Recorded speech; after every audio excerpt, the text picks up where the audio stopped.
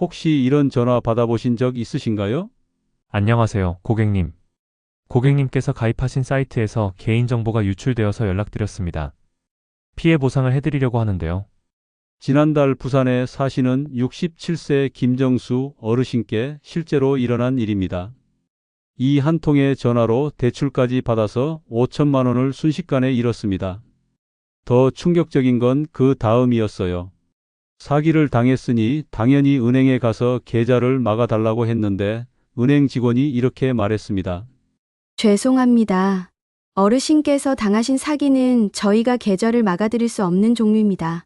같은 사기인데 왜 어떤 건 막아주고 어떤 건 안 막아주는 걸까요? 안녕하세요. 저는 금융보안 분야에서 22년간 일해온 박민호입니다.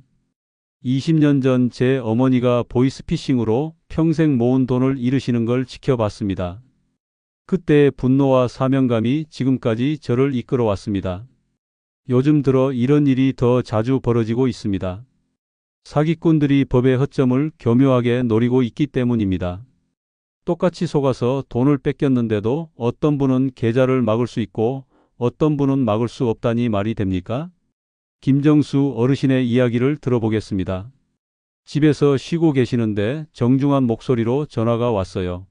고객님, 혹시 로또 번호 예측 서비스 이용해 보셨죠? 그 사이트에서 개인정보가 유출됐습니다. 가상화폐로 보상금을 드리겠습니다.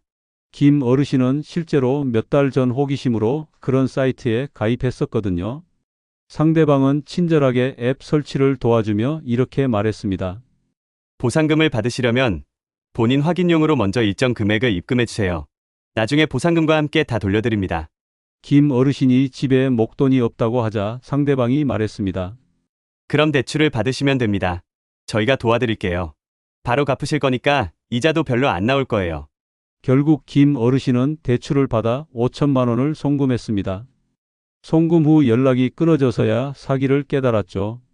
급하게 은행으로 달려가서 계좌를 막아달라고 했지만 가상화폐 보상을 빙자한 사기는 현행법상 지급정지 대상이 아닙니다. 라는 충격적인 답변을 들었습니다. 여러분, 이런 일이 김정수 어르신만의 이야기가 아닙니다. 올해만 수백 명의 어르신들이 똑같은 피해를 당하고 계시는데 대부분 이런 법적 허점이 있다는 걸 모르고 계십니다. 오늘 이 방송을 끝까지 들어주시면 세 가지를 얻으실 수 있습니다. 첫째, 왜 똑같은 사기인데도 법적 보호를 받을 수 없는지 그 이유를 정확히 알게 됩니다. 둘째, 급증하고 있는 신종 보이스피싱 수법들을 미리 파악해서 절대 당하지 않는 방법을 배우게 됩니다. 셋째, 만약 피해를 당했다면 어떻게 대응해야 최대한 피해를 줄일 수 있는지 구체적인 방법을 알게 됩니다. 무엇보다 이런 불합리한 현실을 바꾸기 위해 우리가 무엇을 할 수 있는지, 국회에서 해결 법안을 만들었다가 왜 폐기됐는지까지 모든 진실을 알려드리겠습니다. 김정수 어르신은 지금도 5천만 원을 돌려받기 위해 고군분투하고 계십니다. 여러분은 절대 이런 일을 당하면 안 됩니다. 지금부터 여러분의 소중한 노후 자금을 지킬 수 있는 방법들을 하나씩 알려드리겠습니다. 여기서 더 충격적인 사실을 알려드려야겠습니다. 김정수 어르신이 당한 바로 그날 서울에 사시는 72세 이명자 할머니도 보이스피싱을 당하셨습니다. 그런데 이 할머니는 계좌를 막을 수 있었어요. 무슨 차이일까요? 이명자 할머니께 온 전화는 이랬습니다. 할머니, 검찰청입니다. 할머니 명의로 대출 사기가 일어났어요. 빨리 조치하지 않으면 큰일 납니다. 바로 우리가 아는 전통적인 기관 사칭 보이스피싱이었죠. 이 할머니도 3천만 원을 송금했지만 은행에서 바로 지급 정지를 해줬습니다. 왜냐하면 기관 사칭 사기는 현행법에서 정확히 규정한 통신금융 사기에 해당하기 때문입니다. 그런데 김정수 어르신의 경우는 달랐어요. 가상화폐 보상이라는 새로운 수법이었거든요. 법에서는 이런 경우를 어떻게 처리해야 할지 명확히 정해놓지 않았습니다. 여러분, 말이 됩니까? 5천만 원을 잃은 김 어르신과 3천만 원을 잃은 이 할머니, 둘 다 똑같이 사기당한 피해자인데 한 분은 보호받고 한 분은 보호받지 못한다니요. 더 화가 나는 건 사기꾼들이 이런 법의 허점을 정확히 알고 있다는 점입니다. 그래서 요즘 가상화폐 보상, 포인트 환급, 투자 수익 지급 같은 새로운 수법들이 급증하고 있어요. 전통적인 기관 사칭이나 대출 빙자 사기는 바로 계좌가 막히니까 피해 금액을 빼돌리기 어렵거든요. 하지만 새로운 수법들은 다릅니다. 계좌가 막히지 않으니까 사기꾼들이 여유롭게 돈을 빼돌릴 수 있어요. 실제 통계를 보면 소름이 끼칩니다. 전통적인 보이스피싱 평균 피해 금액은 1,500만 원 정도인데 신종 보이스피싱은 3천만 원을 넘어섭니다. 2배가 넘어요. 더 심각한 건 신종 보이스피싱 피해자 중 60세 이상이 78%라는 점입니다. 어르신들이 집중적으로 노려지고 있는 거예요. 왜 그럴까요? 어르신들은 가상화폐, 디지털 포인트 같은 말을 들으면 어려워하시죠. 그럴 때 상대방이 친절하게 도와준다고 하면 경계심이 누그러져요. 게다가 예의 바른 분들이 많으셔서 정중하게 말하면 함부로 끊기 어려우시잖아요. 사기꾼들이 바로 이 점을 노리는 겁니다. 여기서 또 다른 충격적인 사실을 말씀드리겠습니다.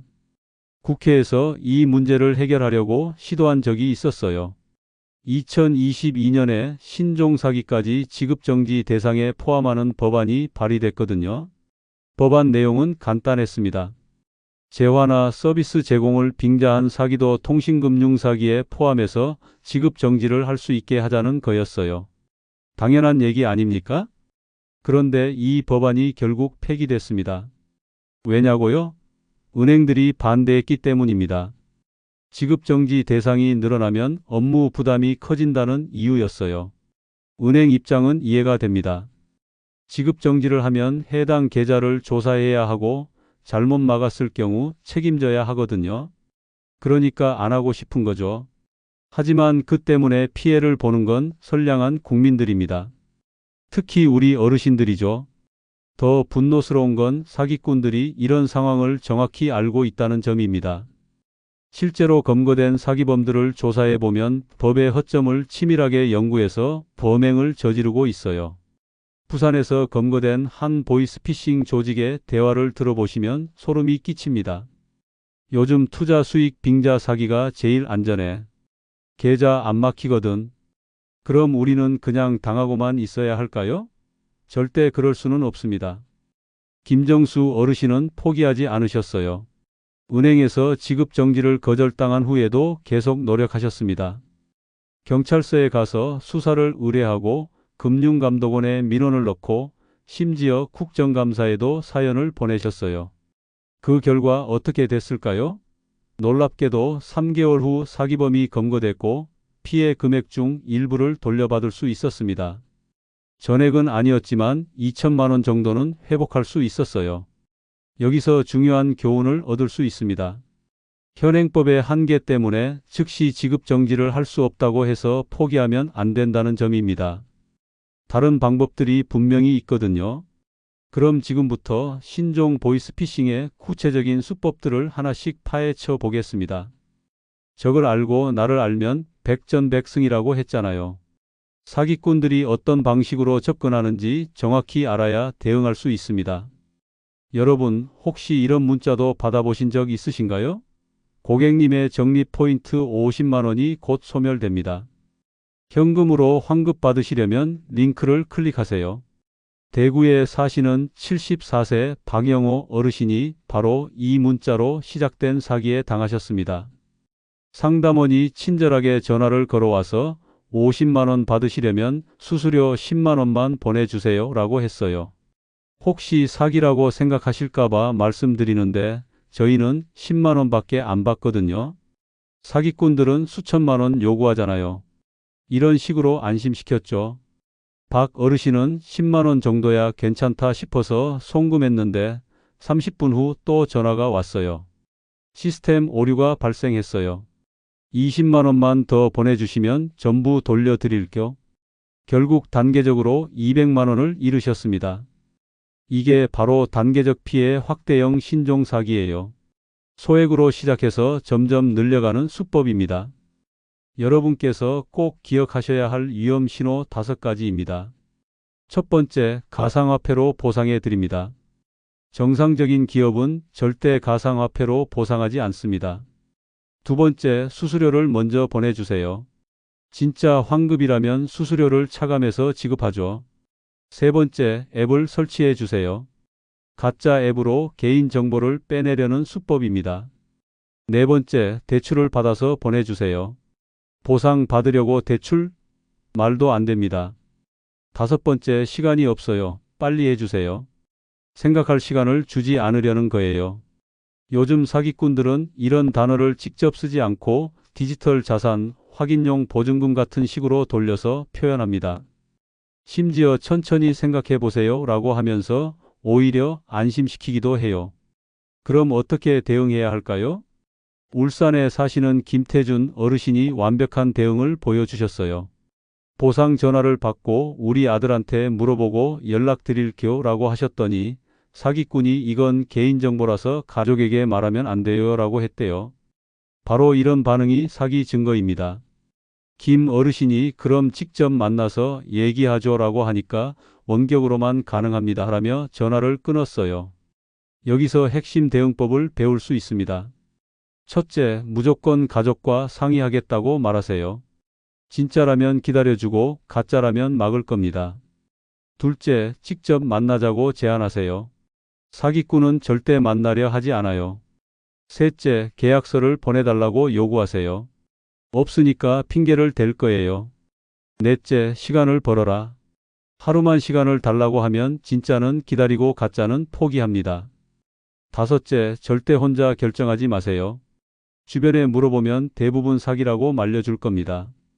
최근에는 AI 음성 합성 기술까지 나와서 가족 목소리를 똑같이 흉내냅니다. 엄마, 나야. 급한 일이 생겨서 돈이 필요해라고 하는데 정말 아들 목소리와 똑같아요. 그래서 미리 가족끼리 암호를 정해 두세요. 우리 집 강아지 이름이 뭐야? 같은 질문으로 확인하는 거예요. 가장 중요한 건 이겁니다. 돈 얘기가 나오면 무조건 3초 멈추고 확인해보고 연락드릴게요 라고 말하세요. 이 한마디만으로도 90% 사기를 막을 수 있어요. 그럼 이제 만약 이미 피해를 당했다면 어떻게 해야 하는지 그리고 완벽한 예방법까지 알려드리겠습니다. 지금까지 무서운 이야기들을 많이 들으셨지만 이제 희망적인 소식을 전해드리겠습니다. 제가 22년간 현장에서 터득한 완벽한 방어법이 있어요. 이 방법들만 제대로 실천하시면 어떤 교묘한 사기라도 절대 당하지 않으실 수 있습니다. 첫 번째 방어선은 3초 법칙입니다. 돈과 관련된 전화를 받으시면 무조건 3초간 멈추세요. 그리고 이렇게 말하세요. 죄송한데 확인해보고 다시 연락드릴게요. 이 한마디만으로도 90%의 사기를 막을 수 있어요. 광주에 사시는 78세 한영순 할머니가 바로 이 방법으로 사기를 피하셨어요. 포인트 환급 전화를 받았는데 잠깐만요. 우리 딸한테 물어보고 연락드릴게요 라고 하셨더니 상대방이 바로 전화를 끊었다고 해요. 두 번째는 가족 암호 시스템을 만드는 것입니다. 가족들과 미리 약속된 질문과 답을 정해두는 거예요. 예를 들어 우리 집 강아지 이름이 뭐야? 라고 물었을 때 정확한 답을 못하면 가짜라는 식으로요. 세 번째는 시간 벌기 전략입니다. 상대방이 아무리 급하다고 해도 하루만 시간을 주세요 라고 하세요. 진짜라면 기다려주고 가짜라면 포기할 거예요. 그런데 만약 이미 피해를 당하셨다면 어떻게 해야 할까요? 여기서 골든타임은 30분입니다. 30분 안에 대응하시면 피해를 최소화할 수 있어요. 즉시 112에 신고하세요. 그리고 동시에 금융감독원 1332번에도 신고하셔야 해요. 은행에 가서 지급정지를 요청하시되 거절당해도 포기하지 마시고 계속 요구하세요. 때로는 담당자에 따라 결과가 달라질 수 있거든요. 여기서 중요한 팁을 하나 더 드릴게요. 신고할 때는 재화 공급 빙자 사기라는 용어를 사용하지 마세요. 대신 금융사기 피해라고 간단히 말하시면 됩니다. 담당자도 법적 분류에 대해 정확히 모르는 경우가 많거든요. 어르신들이 가장 궁금해하시는 질문들에 답해 드릴게요. 가족 명의로 전화가 와도 의심해야 하나요? 네, 꼭 의심하세요. 요즘은 AI로 목소리를 합성하는 기술까지 나왔어요. 가족이라고 해도 미리 정한 암호로 확인하세요. 소액이라면 보내도 괜찮을까요? 절대 안 됩니다. 소액부터 시작해서 점점 큰 피해로 확대되는 게 신종사기의 특징이에요. 정부기관에서 연락한다고 하면 어떻게 해야 하나요? 직접 해당 기관에 전화해서 확인하세요. 진짜 공무원이라면 확인 절차를 이해해 줄 거예요. 요즘 통화 녹음이 가능한 스마트폰 앱들이 있어요. 콜 레코더나 통화 녹음기 같은 앱을 미리 설치해 두시면 의심스러운 통화를 녹음할 수 있어 증거로 활용할 수 있습니다. 또한 발신자 차단 기능이 강화된 T전화 같은 앱도 도움이 됩니다. 그런데 여기서 가장 중요한 말씀을 드리겠습니다. 혹시 이미 피해를 당하셨더라도 절대 혼자 끙끙 앓지 마세요. 부끄러운 일이 아니에요. 요즘 사기 수법이 워낙 교묘해서 똑똑한 사람들도 당하고 있거든요. 김정수 어르신께서 제게 하신 말씀이 아직도 기억에 남아요. 처음엔 정말 창피하고 가족들한테 미안했는데 나와 같은 피해자가 이렇게 많다는 걸 알고 나서 오히려 용기가 났어요. 이제는 다른 어르신들이 당하지 않도록 제 경험을 나누고 있습니다. 22년 전 제 어머니가 사기를 당하셨을 때도 마찬가지였습니다. 처음엔 자책하시고 우울해하셨지만 나중엔 내 경험이 다른 사람들에게 도움이 된다면 의미가 있다고 말씀하셨어요. 그 말씀이 저를 이 길로 이끌었습니다. 여러분의 소중한 노후 자금을 지키는 것은 여러분만의 문제가 아니라 우리 모두의 문제입니다. 사기꾼들은 하루가 다르게 수법을 바꾸고 있지만 우리도 그에 맞서 더 똑똑해져야 합니다. 오늘 이 방송이 여러분께 조금이라도 도움이 되셨다면 주변의 어르신들께도 꼭 공유해 주세요. 특히 혼자 사시는 어르신들은 더욱 위험하니까 가족들께서 자주 안부를 확인해 주시고 이상한 전화가 오면 즉시 상의하도록 당부해 주세요. 이런 유익한 정보를 놓치지 않으시려면 구독과 알림 설정을 해 두시기 바랍니다. 그리고 댓글로 여러분의 경험이나 궁금한 점을 남겨주세요. 제가 하나하나 답변 드리겠습니다. 혹시 의심스러운 전화나 문자를 받으셨다면 그 내용도 댓글로 공유해 주세요. 다른 분들에게 큰 도움이 될 거예요. 함께 정보를 나누면서 우리 모두의 안전을 지켜나가시길 바랍니다. 앞으로도 어르신들의 안전한 노후를 위한 정보들을 계속 준비하고 있습니다. 좋아요를 눌러주시면 더 많은 어르신들께 이런 중요한 정보가 전달될 수 있어요. 제가 22년간 이 일을 하면서 가장 보람을 느끼는 순간이 언제인지 아시나요? 바로 여러분 같은 분들이 덕분에 사기를 피할 수 있었어요 라고 말씀하실 때입니다. 더 이상 억울한 피해자가 생기지 않는 그날까지 저는 계속해서 여러분의 든든한 방패가 되어 드리겠습니다. 함께 힘을 모아 우리의 소중한 재산을 지켜나가시길 바랍니다. 감사합니다.